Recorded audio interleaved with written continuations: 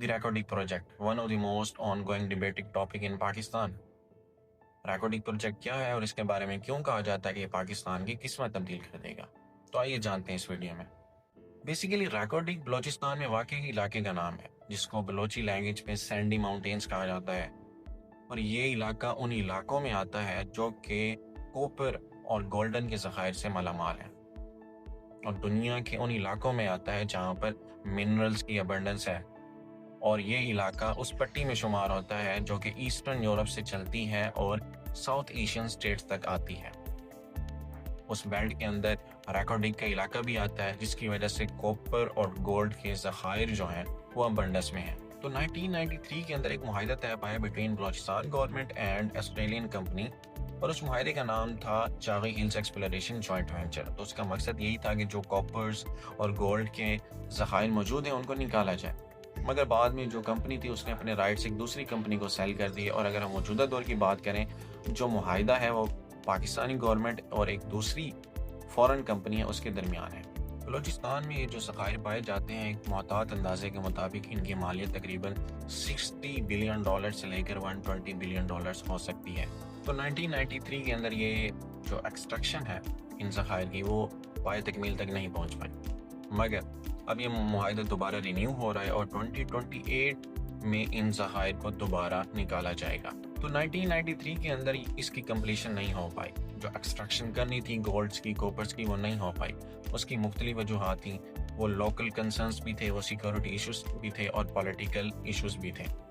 और आज 2028 में इस मुआहिदे को दोबारा शुरू किया जा रहा है, और इसकी डिवीजन इस तरह की गई है कि 25% जो प्रॉफिट होगा वो बलूचिस्तान गवर्नमेंट के पास जाएगा, 50% फेडरल गवर्नमेंट के पास, और 50% जो है उस कंपनी को जाएगा जो इसको एक्सट्रैक्ट कर रही है, द बैरक गोल्ड। और ये प्रोजेक्ट फुली सोलर पावर्ड और ग्रीन माइनिंग प्रोजेक्ट होगा। इसका मतलब है ये कंड्यूसिव टू एनवायरनमेंट होगा।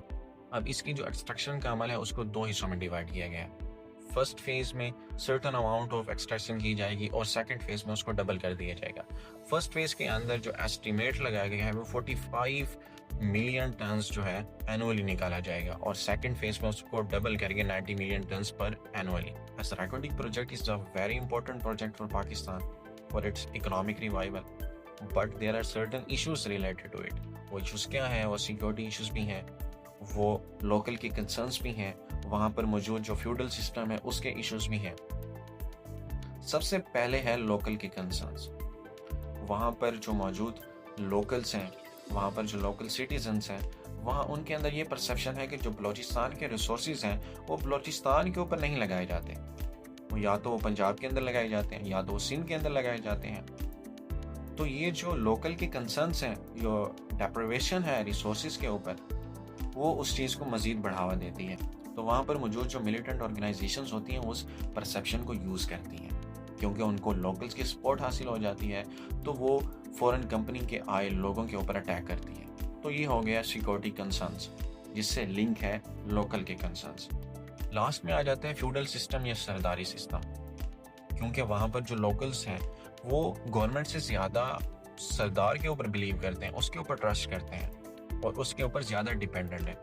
फॉर एग्जांपल अ सरदार जो कि उस फॉरेन कंपनी के साथ उस प्रोजेक्ट के साथ काम नहीं करना चाह रहा और उनको इजाज़त नहीं दे रहा, तो उस परसेप्शन को, उस कंसर्न को मज़ीद बढ़ाएगा। और वहाँ पर जो मिलिटेंट ऑर्गेनाइजेशंस हैं, they have deep connections with the feudals, तो फ्यूडल्स उनको कह भी सकते हैं कि आप इनके ऊपर अटैक करें। तो ये चीज़ें बहुत ज़्यादा लिंक हैं। As this project is very important for Pakistan. अब इन कंसर्न्स को डिफरेंट तरीक़ों से सॉर्ट आउट किया जा सकता है। सबसे पहले है कि वहाँ पर मौजूद जो कंपनी है उसके अंदर जो वर्कफोर्स होनी चाहिए वो लोकल्स की होनी चाहिए, ताकि एक रोज़गार की फराहमी पैदा हो और उनके जो कंसर्न्स हैं उनको कम से कम किया जा सके। Second thing is to have a connection with the feudals. जब एक फ्यूडल स्टेट ऑफ पाकिस्तान के साथ मिल जाएगा और उसको ये ट्रस्ट आ जाएगा कि जो कंपनी पाकिस्तान में काम कर रही है, जो एक्सट्रैक्शन करेगी, वो बलूचिस्तान और पाकिस्तान के रिवाइवल के लिए बहुत इंपॉर्टेंट है। जब एक ट्रस्ट पैदा हो जाएगा स्टेट एंड द फ्यूडल्स, तो जो मिलिटेंट ऑर्गेनाइजेशंस हैं वो भी उस तरह फंक्शन नहीं कर पाएंगी और जो परसेप्शन है लोकल्स के अंदर, जो कंसर्न्स हैं, वो भी कम हो जाएंगे। So Reko Diq project is not just a mine, it is a best opportunity for the revival of Balochistan and Pakistan economy.